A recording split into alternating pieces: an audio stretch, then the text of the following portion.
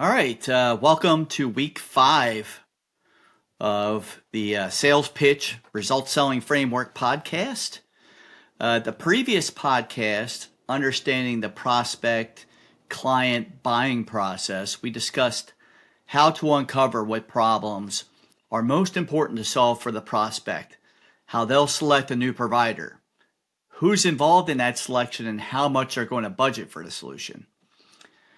When I ask my IT partners that I coach what differentiates them from the competition, I usually get like long pauses or blank stares, or I get the normal, well, Keith, we got the greatest people. I have the best people. We have great services, right? Do you feel your competition says their service is, it's okay, or that their people stink? No, of course not. Decision criteria is what our buyer is looking for when they're looking for a new provider. This is about the client, not your solutions, not your people, not your tools, not your support. Clients do not buy products.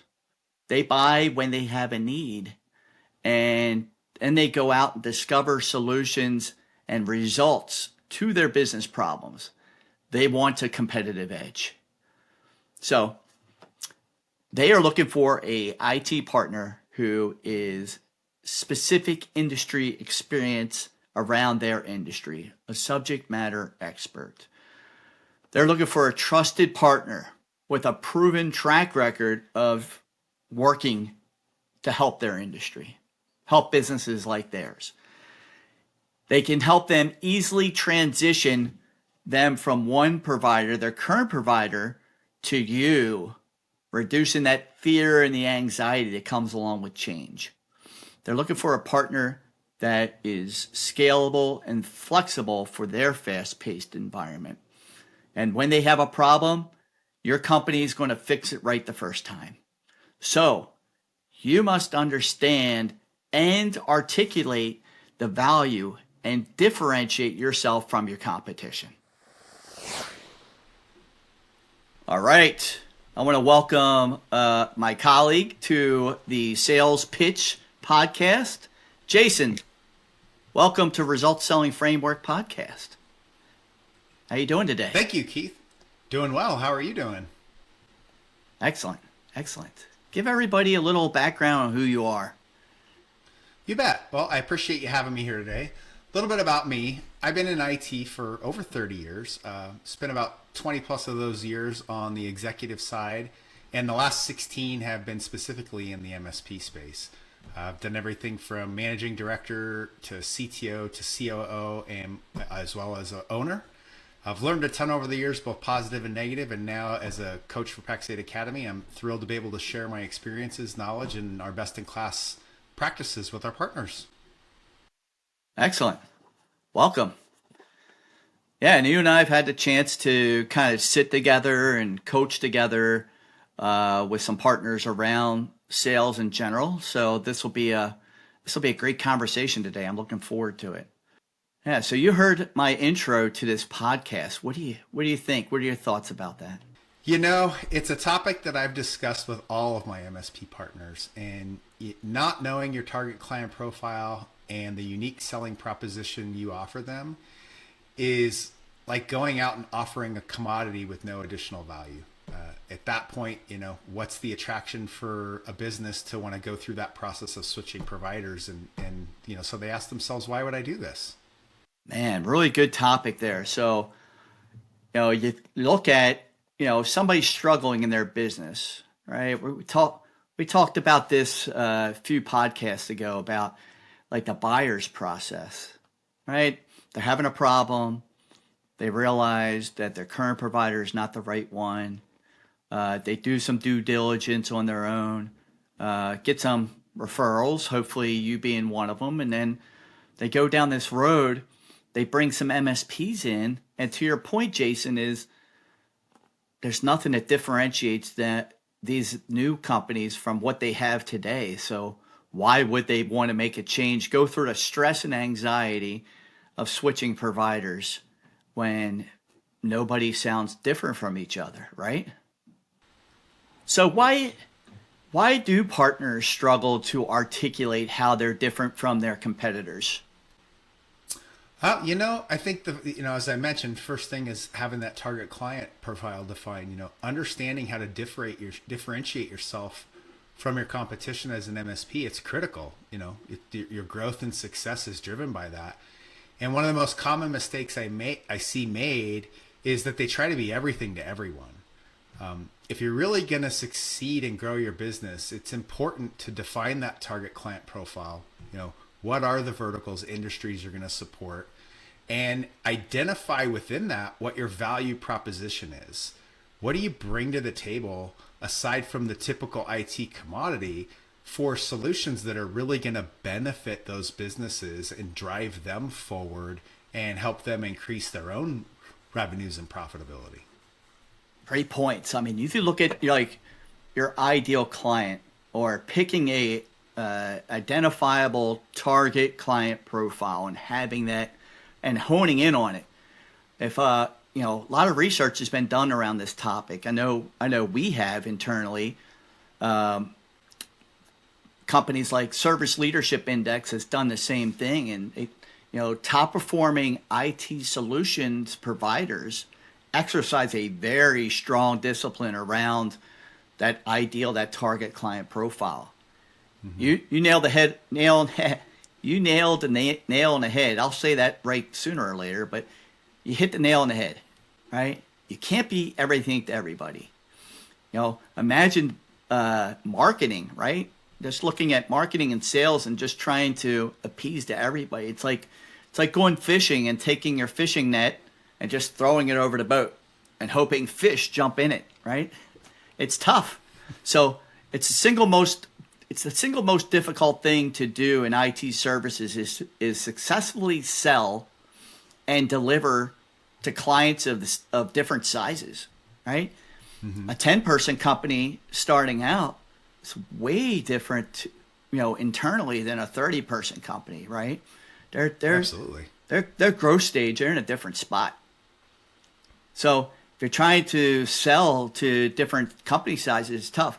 And then although the services and the solutions you're providing may seem the same or similar, that customer size difference requires different sales cycles, different account management, mm-hmm. different service delivery. It's almost like you have to have different service departments when you break those things out. So if a partner can at least narrow the range in size and focus to 2 to 3 industries where 2 to 3 problems that you solve for, man, growth, put the foot on the gas. Growth is going to be accelerated. For sure. So yeah, and I think, once you've identified that target client profile, right, your focus in those 2 to 3 verticals is identifying your own expertise within that vertical, right? What problems have you solved for your partners? Ideally, you'll be able to demonstrate that expertise in 2 to 3 areas of your TCP where you've solved business impacting problems, right? Not just coming in and keeping their desktops and their workstation running, but you've really found a business impacting problem that you've solved to help those businesses. Hey, you're right. Small businesses today are not looking for computer repair. They're looking for a business partnership. This isn't 10 years ago when small businesses, there's a lot of them, maybe 50, 60% of them still were doing break fix, time material repair. Our audience, our consumer, our buyer, these small businesses are getting more mature. So I always say, like when I'm coaching partners, you nailed if they don't know 2 to 3 problems that they solve, right, causes them to talk about what they know best themselves. So it's time to ask yourself some questions about your business and why somebody should buy from you and not your competitor. So, first I always kind of guide my partners to, hey, go ask, if you want to do business in the construction world, go ask your construction clients. What problems do you solve? So I always say, start with these questions first. Who's your audience? what problems does your prospect have? Uh, what solutions do you provide? And really, those solutions, what result or problems do they solve? And then what makes that solution unique, verifiable, provable, right? It's important for success. Yeah, absolutely. And I think you nailed it, right? As problem solvers, as I mentioned earlier, it's not about servers running well, workstations running well, networks being stable, all of those things, right? Those are the commodities of what we as MSPs do. When I first talk to a prospect, I often hear that they view IT as a cost center that they can't avoid, right? They have to have IT. It's a big expense. They wish they could make it cheaper. My goal and what I coach my partners to, right, is teach your clients that IT is actually a profit center. By engaging with them in things like your fiscal planning, your quarterly business reviews, discussing things that can provide higher efficiency, better security, overall impacting their client experience, even their employee experience, and giving them back time to focus on their business because they're not slowed down or worrying about the technology side, it's going to allow them to be more productive, more efficient, and ultimately leads to them increasing their revenue and their profitability. And that's a direct result of IT, which is then showing them that we're a profit center, not a cost center. Very accurate. So true. So, so what happens when they don't do this? It's a great question. Well, when they don't do this, what it's telling us is that you're not presenting yourself right, right? If you can't pitch your unique selling proposition, then you're going to lose in the market. You're not going to win the business that you're looking for. You're not demonstrating the expertise of what you bring to those prospective partners, and you're not really distinguishing yourself from the average MSP. So it's really something you need to focus on as a part of the sales process and a part of the proposal process, is really presenting that unique selling proposition and answering those questions that you just kind of threw out there. Mm-hmm. That value. People buy from people they like and trust. Absolutely. And they also buy they buy from people that produce outcomes that improve their business. Right? So you got to build that trust factor. But once you build that, once they start to kind of like you and start to answer some of your questions, then it's time to really hit them with like, hey, this is how we've done this for other companies, right? This is how we've improved their business. And you can't, by the Yeah. way, I'm sorry, you can't jump in right away. If they tell you a problem, don't jump in on how great you are and how you solved it. Kind of hold it deep, hold it in, keep asking questions, empathize and care for the problem at hand, dig deeper, ask more questions, empathize with the situation, and then after you've kind of gone through and uncovered maybe two, three, four problems, that's where you kind of bring out the stories to prove that you're that subject matter expert. Go ahead. I'm sorry to jump in there. No, absolutely. This is getting me going. I think yeah, absolutely. I think you're right. You don't want to just stop at the first problem. You certainly don't want to cut them off. And I think the discovery is the most important, right? The more time you can focus on their issues and really dig in to understand not just the issue, but the impact to their business, the impact to them as employees of the business, it shows that you care, right? You're really identifying what that issue is. You're able to present your unique selling proposition, right? That value that you bring to them in solving those problems and meeting their needs. And you help to further establish your trust and credibility. And I think from there, what you get, right, is they're going to ask that question of, well, okay, that sounds all great, but how do you measure it? Like, what's success look like? And I think for us, in the IT industry, we're monitoring progress and performance. We want to ensure that we're able to show you quarter over quarter the things that we've done to improve your efficiency, to help drive your revenue forward, to the client satisfaction that you're having with your staff that's calling in, all of those different things. So asking these types of questions and including the KPIs and such things in your quarterly business reviews continues to show how much you care about their business and how focused you are on continuing to drive them forward and help them improve their own processes to continue to drive their revenues up. Wow, that's impactful. That's something that you just hit a point. Like people always ask, like, "Hey, what do I do during my quarterly business reviews?" Well, exactly what you just said, Jason. What what things have we done for you as a client? What have we done for you to improve your business? What problems have we solved? We already know the solutions that we provide. So how do we dive deeper to get that piece? And that kind of leads me to the next question: is like, what are the things that business executives, your buyer, your prospect cares about? Yeah, absolutely. I mean, I think ultimately the type of stuff that they care about is how, as a partner, are you really focused on solving our problems?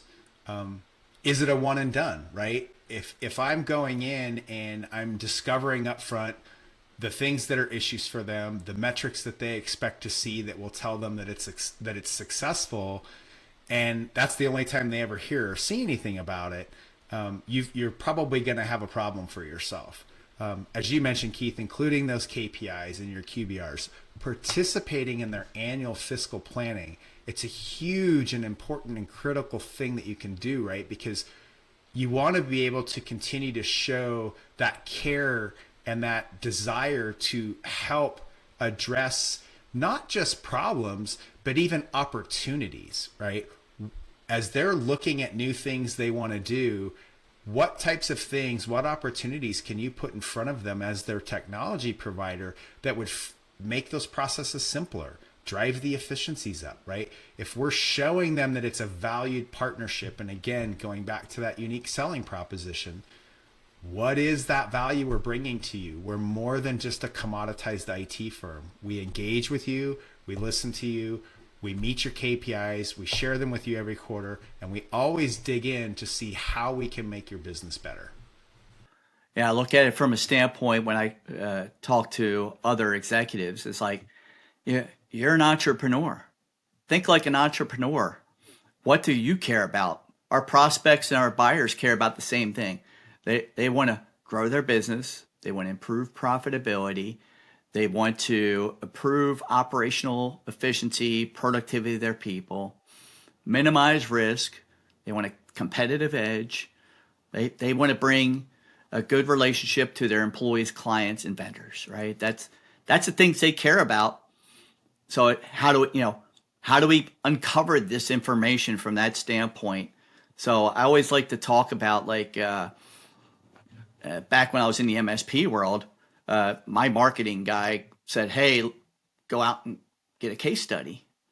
Go out and get case studies to talk about this whole thing." My concern back then was like putting the client's name and putting their company name on the case study. I was like worried that competition would pillage that. But when I talked to my business coach about it, it was more of a conversation like, well, go talk to the clients that you've had for 5, 6+ years. They're not going anywhere. Don't be afraid of that. There's not a salesperson in the world, even if a salesperson does call them, your client's not picking up the phone or returning that call. So I was like bought in. I was like, oh my gosh, what a revelation. Again, that fear, that anxiety, that mindset that I had of like, hey, I don't want to do this because I don't want to expose my client name, went away. And it opened it up for this conversation. So I had construction was one of my verticals, and I had a conversation with one of my construction clients, and it was difficult. Most of your clients aren't going to know right out of the bat like the problems that you solved or how you improved their business. So we had to kind of dig deeper, and once the conversation got going, it started rolling from there. Like I said, all right, so obviously we've supported you over the years. We've done these, few projects and just named off some projects that we've done over the last 3, 4, 5 years. And all of a sudden the light bulbs came on for my client. Started talking about like how we improved their job costing for projects, improved change management in projects. how we improved their communication from the field team to the home office. Like all of a sudden, the problem started to surface and like how it went away. So kind of like you talked about, boy, you talk about like reassuring the buying decision. That my client was like, basically spewing out all these things that we've done for him. Now, I have, from coaching, I had a partner say, hey, they've gotten a lot of results by just emailing the client to say, hey, this is what we're going to talk about. We're going to talk about these things because your client's going to say the same thing. Oh, I just trust you. We love you. When we call, if we have a problem, you take care. You just take care of us, and things just work, right? You know, there's not a competitor in the world that's going to say that they don't do that. But if you go ahead and say we work with construction companies to improve them on job costing and change management within projects, helping them improve profitability and revenues and billing within their project cycle, and then you can prove it with the case study, that's the competitive advantage you have. You just knock your competition out the door. Absolutely. And that's kind of the focus around what we do right here at Pax8 when we talk about the sales coaching process, right? We're helping our partners understand what their TCPs are, defining their TCP. Maybe they are currently kind of spread out too thin and we need to focus them in. And we really focus on looking at what is their unique selling proposition. And it's not that difficult to find it. It takes a little bit of time, right, to dig through the work that you've done. And probably the most important piece of what you said is talk to your partners. They're not going to be afraid to share with you. And if you've got good relationships with them and you've been delivering good quality service, asking them for a case study or a testimonial, most of them are going to be, have no issues doing that. What we really care about in that whole process is teaching our partners how to articulate to prospects and even existing customers when you're talking about renewals is how have we helped you with increasing efficiency? How have we helped you reduce risk? What is that increased satisfaction both for your client and your employees, right? Employee retention is huge. When you can say your staff has stayed with us for 10 years because they love their job, that reflects on what you're doing in terms of the sales process and the type of clients that you bring in because they love working with them. And we really like to, stress to them, let's reduce the overall worry factor for the team, right? We want them to know that business is going to be there and they're not worrying tomorrow that a client's going to leave and all of a sudden it's going to close the doors. That's where the focus on revenue comes in. So coaching with us here at Pax8, we focus on those topics. We really stress the concepts of the TCP and the unique selling proposition. And we help you find those business positive outcomes and learning how to leverage them in your sales process to be successful in today's MSP market. And you've nailed on some good points that I want to hammer home. So a lot of stuff that we talked about, like, all right, people listening, right? If you're listening to this podcast, you're probably like, oh my gosh, this sounds like hard work, going and asking my clients about this, that, the other, trying to uncover these things. Like, my conversation is like, hey, you have to choose your hard. That's one of my sayings. Growing your business is hard. Finding new clients is hard. Selling to them and getting them to become your client is really hard. So that's one hard. Or the other hard is talking to a client of yours that's been with you for 5+ years. You have a relationship, you're comfortable with them, and working together to uncover these things, right? Your clients are actually going to really like you for this. Like, I used to just say, look, we love working with you. You're one of our favorite clients. And we're looking to get better in the construction world. I need your help. And they'll help you out. It's hard work uncovering these things. One thing you mentioned that you've hit on, I want to ask you a couple questions. You mentioned the word metrics. How will you measure success and get metrics that the prospect client would care about? How do you do that? What's some of those criteria for anybody listening? What they should be looking for when it comes to these metrics? Well, I mean, a lot of that, great question, Keith. A lot of that really is driven by the prospective client that you're working with, right? it's not for us as the MSP to define the metrics like service level or things like that, right? We need to ask questions of them, such as, how do you define success? What do you need to see from us to know that the relationship and what we're delivering to you from a technology perspective is successful? And as we gather that information and we're able to create the KPIs based on what the partner is looking for and what demonstrates success for them, those are those metrics. So it's really question driven back to the partner. And then you have to remember that you're presenting that information. You can't collect it and then just sit on it and never put it back in front of them and let them know how you're doing. Man, that's spot on. Like from a standpoint, metrics that they care about, metrics that they want to see, right? Provable, quantifiable. You could bring that to the table. The other piece is this is like, if you bring stuff to the table, metrics that you provide to your client that the buyer will now care about, you're going to force the competition to a higher level of accountability that they can't prove, but you can.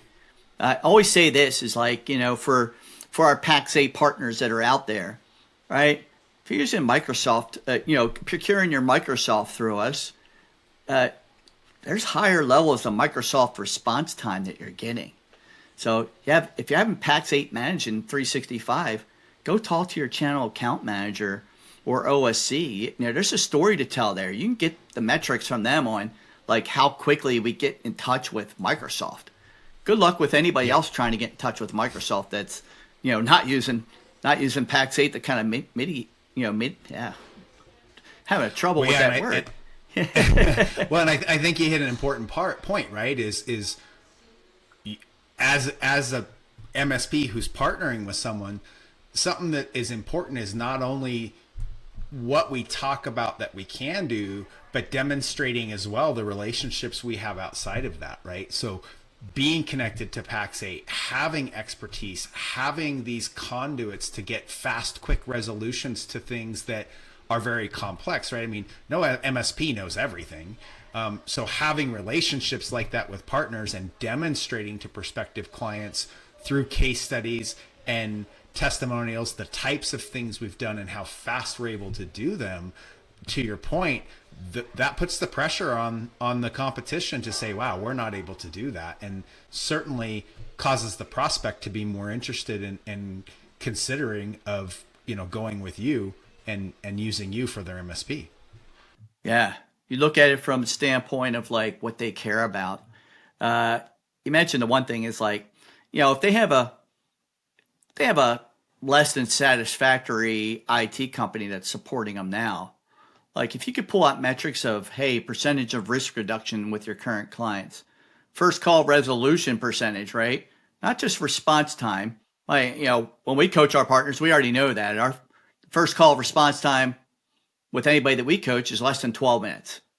But that resolution time, first call resolution, they care about that stuff, right? Risk reduction, how you can do that. Percentage, a specific one, right? Give them real details. Hey, we're going to get you here. Where are you now? They probably don't know. They just can't take it anymore. Yeah. I think it's important too. I mean, a lot of business owners are interested in efficiencies, right? And if we're going in with a unique selling proposition that's focused on, knowing their business, very important, and being able to improve the efficiencies of their operation, I think that's an important metric to be able to report back on and to show them how we've improved those efficiencies. And when they see those types of numbers and then they're able to go look at their bottom lines and go, wow, our revenue increased X%. Again, that goes back to my earlier point at the beginning of the podcast is, we want to change their view of IT from being a cost center to a profit center. And those are some of the ways that we can drive that message home. Yeah. Yeah, exactly. You got your, most partners out there, you have your PSA too to help you with this, or there's other tools that can kind of give you these metrics, right? Big conversation I have a lot is like, besides these metrics, there's definitely a fear of making the change itself. So if you're driving home these things that your buyer likes, these, really able to articulate these things that your buyer really likes, and then you squish the fear of making that change, that fear of change in the first place. Maybe you show them your onboarding documents, right? Visio, a spreadsheet of how you're going to transition them from their current provider to you. You know, there's no more of this. Well, we decided to stay with our current provider. As bad as they are, we just know the devil we know versus the devil we don't know, right, Jason? Absolutely. Absolutely.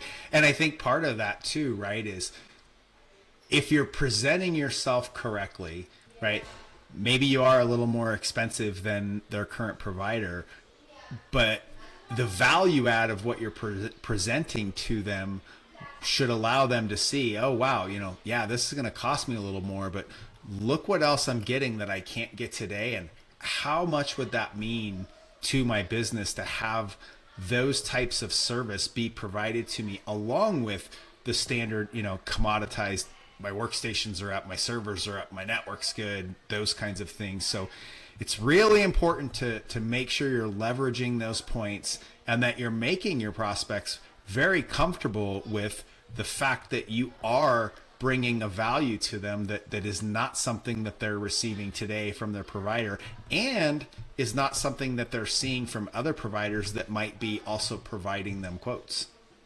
Well said. It's, we've talked a lot, and this is the first time you or I brought up, hey, we might cost more than somebody else. Like when we talked about back when we did the podcast around uncovering the prospect's needs and also understanding their buying process, right? We've gotten that budget question kind of out of the way, right? The apprehension of like, gosh, how much are these people going to talk about? How much are going to cost me here? Because if you start throwing all this value out, they're like, oh boy, these people must be expensive. But if you've already established a budget, and then you're talking about your value, articulating this value and this differentiation. That's why you wait to get all the problems on the table, uncover all the issues that could be at hand, understand their buying process. That when you get the value, they're like, wait a minute, these people are not going to cost me an arm and a leg. In fact, I'm probably going to improve where I'm going to be more profitable, more efficient, and the cost difference is there's no difference, right? It goes away. Or it could prove to actually be less expensive, right? If I increase your revenue, depending on what the price increase was to go to a better, more value added IT service, that revenue increase might well offset the increase in IT costs. And over the long haul is probably going to prove to be something that saves you money. Certainly going to impact your business if you can be more effective and efficient. This conversation that we're having right now is spot on. This is not something that you practice on your prospects with.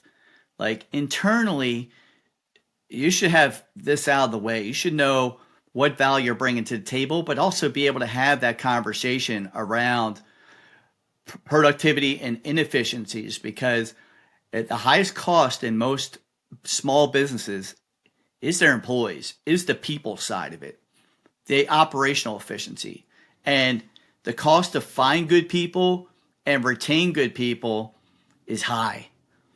Businesses want to solve for that. If I get a great person, I want to keep a great person. And if I have an inefficient operation, or I've got tools in the way of them being productive, they're going to get frustrated. And then, one bad thing, maybe they're just like, hey, the cost of everything's gone up. So it's like, maybe my skill sets would be better somewhere else with a company that has better solutions in place. Then you have employees leaving, right? So if you could communicate and learn that, and like I said, this internal conversation you have is like, yeah, how do we quantify labor? Because that's a big one. Like inefficient operations is a big cost when you have employees sitting around not able to work, right? Absolutely. And, I know we're talking sales here today, but just the same, right? We coach operations. I mean, it's a huge piece of the business, and knowing how to drive efficiencies in order to get the maximum productivity out of your staff. Not only is it going to provide better client satisfaction, what you'll find is it also increases employee satisfaction, right? So it's a double-edged thing, right? I'm going to get better revenue, I'm going to have better efficiency, my employees are going to be happier, less people are leaving, and oh, by the way, wow, my clients are really happy, and at that point they might even be buying more from me or looking to do other forms of business with us because of how good we perform for them and the value add we bring. So, piggybacking off of that statement, how should our partners that are listening right now find out all this information? Where should they start, Jason? Well, I think the starting place for all of this is first to step back and look and say, do you have your target client profile defined? It's one of the very first things we work with you on from a Pax8 coaching perspective. And once you've got that defined, the next piece is having some conversations with your partners. What are you doing today to provide that value add for them? Really dig in and uncover that and figure out how you can create a story with it. Again, that's kind of phase 2 as we work through the coaching process with you, is not only helping you with your TCP, but then helping you figure out what that unique selling proposition is, and then how to present it, how to tie it into what might be that 30-second I meet you in a hallway and am interested in maybe seeing if I can get a meeting with you. From there, it might be that 5-minute conversation that leads to the meeting. How do I tie it into my proposal? How do I then, as you mentioned earlier, Keith, tie this back in how I measure my KPIs and proving the value that I sell them? It's a very important piece of this, right? You can't go in and say, here's the value, and then not deliver. So showing the proof of what you deliver is super important. And those are all the types of things that we help our partners learn through the coaching process with Pax8. That's fantastic. Just from that standpoint, you brought up, all this information, everything that we've gone through, all these podcasts we've done around Results Selling Framework gets us all this information. So that way, when we put together a proposal, it's about them, their problems, how we're going to solve them, and the value they're going to get when it's all said and done, right? So, couple things that I say from a standpoint to kind of wrap this up in a bow. We've talked about a lot. Now, I think you nailed it on the head. Target client profile. Who's our ideal client? Unique selling proposition. Now, if you're listening to us today as an IT service provider, the best thing you can do is go out, interview your clients, like my construction story. You're going to have to peel that onion back. It's going to be hard to get them to do this, but work together to kind of get these things out. Let your client tell you these things, because when they do, boy, the value is there. That's your talking points. Just remind your clients about all the projects you've done and the support you've provided over the last 3, 5, 8 years, and ask them, hey, by doing that, by providing that solutions, doing those projects, what operational problems did we solve for you? Any final points? Yeah, go ahead. Yeah, I was gonna say, having that type of information, being able to gather that from the existing clients, right? You're able to leverage and use that to establish credibility with prospects. And to me, that's a critical piece of that sales process, right? Credibility means everything. So I think, to your point, Keith, yeah, you got to be able to talk to your partners. You got to be able to uncover what you've done and done well, and then leverage it. Yep. We talked about this in other podcasts. Not being a commodity, not sounding the same. The things you heard here today do that for you. They're your story, right? This is, our IT service providers that are out there have their own stories. Tell your own stories. Be unique in that manner. Go out and talk to them. That way you're not a commodity. That way there's no buyer confusion going on, right? They see the value you're bringing to the table because you can articulate it. Jason, thanks for being here. Any final thoughts of words of wisdom you want to share with the audience before we go? Final thoughts. First of all, thanks for having me. I think final thought, words of wisdom. If you're still struggling to figure these things out, look us up, Pax8 Academy. Love to help you, and start in the right place. Right. It's all about remembering you can't be all things to everyone. Identify who that target client profile is. How can you provide the best service to them? What is the value add? What's the differentiator that you bring that sets you apart from your competition? Those things right there are going to help you win business, and that's what's going to make you grow and be successful. All right. Jason, thanks again so much for being here and really sharing your knowledge. I appreciate it. For our listeners, make sure you're here next week as we kind of tie what Jason and I talked about up in a nice bow as we talk about proving it and telling stories. And I'll have my colleague, Jeremy Nelson, so it'll be highly entertaining. Lots of fun, lots of laughs, I'm sure. So we'll see you next week on the Sales Pitch Podcast for Results Selling Framework.